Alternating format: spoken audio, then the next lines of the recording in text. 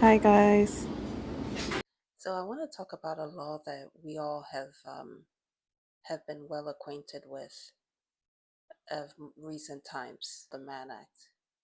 We know it from the Diddy trial. We know that that's what he was charged with, but I bet most of us do not know the real details of this law. And sadly, I don't think that a lot of us care either because it doesn't concern us yet. And so, Mr. Combs has been charged with this law, and we don't know much about it because we are busy with our own lives, with our phones and social media, and nobody really pays attention to the content of the law or really of anything. So I want to go ahead and bring you guys up to date so that you are fully aware of how bogus and racist this law is and how it has been unfairly applied to Mr. Combs and how this could possibly affect you as a Black person in America. So, specifically, this message is for Black people in America. We should care. I want you to care about this law because it is going to affect you specifically. All right. It was written with you in mind back in 1910, and nothing has changed. As much as Google tells us that it has been amended to protect children under the child trafficking and all that, that is not how it was applied for Mr. Combs. Okay, it was applied in its original intent,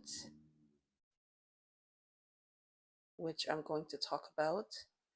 So let's dive right into it. And here is me talking about it as I am walking. So you guys enjoy the scenery. And if you have any suggestions or if you have any comments regarding this, please go ahead and leave one. All right. Thank you for watching. Guys, good morning, good morning, good morning. So here are the reasons why I believe that the Mann Act is racist and should not have been applied to the Diddy trial. Now, a lot of us know that the Mann Act has been changed throughout the years. However, I have a very strong proof to show you guys that it was applied for the original intent for this trial. So my thing is, why wasn't it applied the way it was supposed to be applied? If truly it has changed throughout the years, why wasn't it applied that way? Why was it done in such a way that Mr. Combs was charged for the original intent? All right. So here it is, and then you guys can decide for yourself of what you think, okay? So the Mann Act, originally known as the White Slave Act, was enacted in 1910 and has been criticized for its racist undertones and disproportionate enforcement against Black men. Here are the reasons why it's considered racist. Number one, it targets Black men in interracial relationships. Okay? So the act was used to punish Black men for relationships with white women specifically, even when consensual. And it was fueled by racist hysteria and the prevailing belief as of that time that Black men should be punished for violating the norms of white society. Again, as of that time, right? A prominent example, as we can see, was through the prosecution of the boxer Jack Johnson. He was the heavyweight boxing champion as of that time, which would have been in the 1910s, right? He was actually the first Black heavyweight boxing champion, and he was the first victim of this Mann Act. Now, mind you, this happened to him. He was actually they had a 1-day trial, you guys. They didn't even consider it twice. one day, and while this law had been passed in 1910, he was convicted in 1913, barely 3 years later after this law was passed. And if I'm not mistaken, he was also the first man to be convicted of this act, right? And this happened because for his consensual relationship with a white woman. And apparently he had been caught traveling with her across state lines. And so, which is quite similar to what Mr. Combs was convicted of. Second, okay, this act was born out of a quote-unquote white slave panic that sensationalized the idea of white women being forced into prostitution, often attributing this problem to immigrant men and black men, and creating a climate of fear and xenophobia that reinforced racial and gender stereotypes. So again, this was how, based on this rhetoric of that time.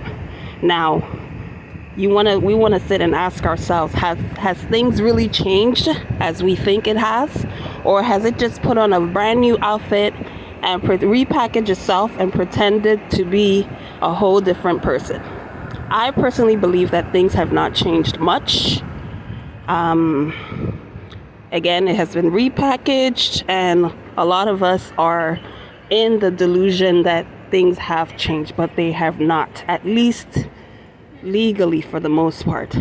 If anything, things are actually worse now because people are very much asleep, especially the black population, because we have been lulled into thinking that we are now equal in the terms of the way we approach things, that everything is fine and dandy.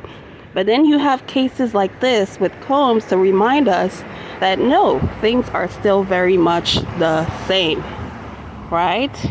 Okay, let me give it a benefit of doubt. Okay, some things have changed. At least we can do certain things. At least we have the right to do, to vote, even though who knows if those votes are actually counted. Call me a skeptic, but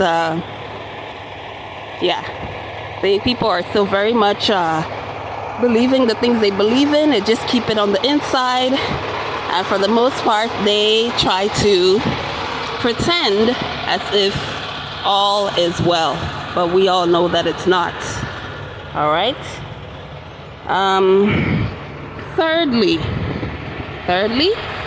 as to why the Mann Act is racist, is because the Act's initial broad wording, including the clause for any other immoral purpose, quote unquote, allowed for its use to prosecute various forms of consensual sexual activity and target marginalized individuals, including, again, black men, based on political and personal motivations rather than genuine trafficking concerns, right? So in other words, it was used to unfairly target people, especially black men. So now you might be wondering why it is that it's always black men being caught up in stuff like this. I don't know, guys. I don't know. Maybe because they are also under the illusion that all is well, when it's clearly has not been well, and I don't foresee it being well. At least not in the way that we are hoping for. Last but not least, why the Mann Act is racist is because the application of the Mann Act reinforced existing racial hierarchies and anxieties about black male sexuality, ultimately serving as a tool of oppression and discrimination. Now, this is very important because usually and traditionally, even during slavery times, black men were kind of considered more as a sexual tool rather than for their character and for what they stood for. You have many cases where black men served no other purpose other than to breed, with women during slavery. And unfortunately, this mindset was not rehabilitated in a lot of the black men's mind as well as the black women. And so it's this mindset of which is very degradated. Ooh, child, you guys, which is very low down, okay? It's very stereotypical, very racist, and very degrading, degrading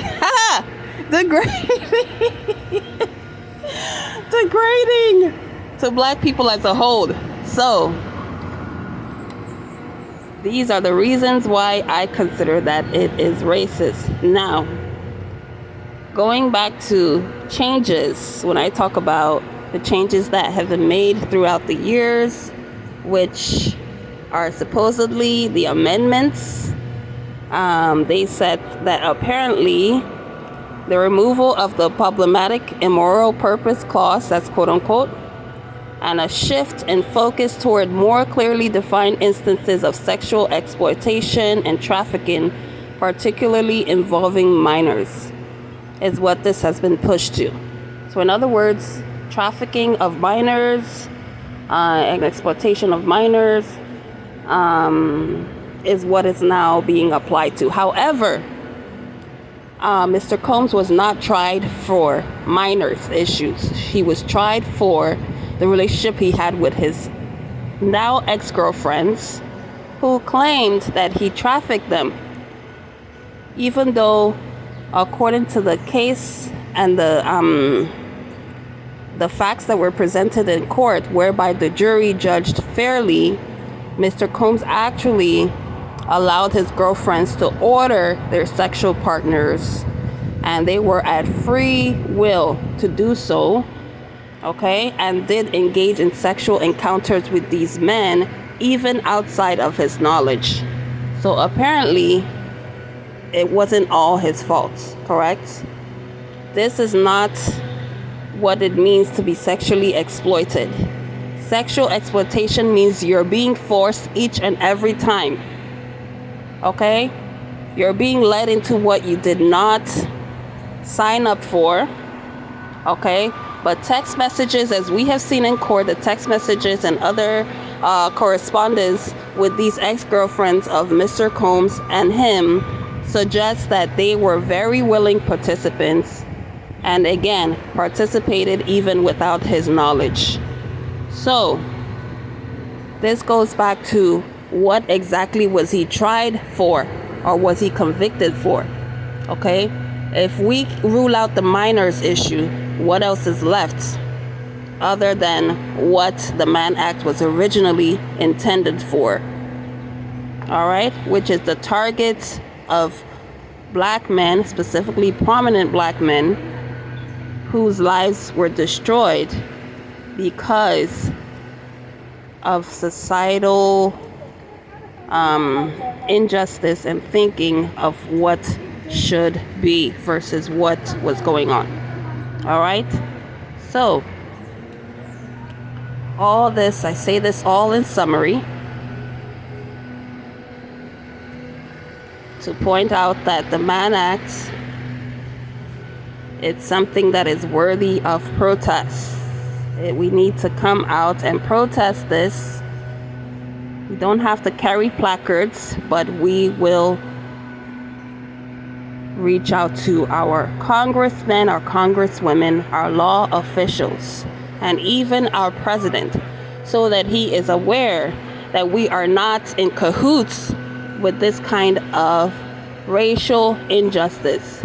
Making America great again does not mean that we're stepping back in time, as much as many of us would like to believe.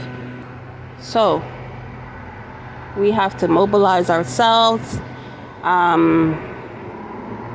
and we have to do something about this. Thank you for watching. Bye.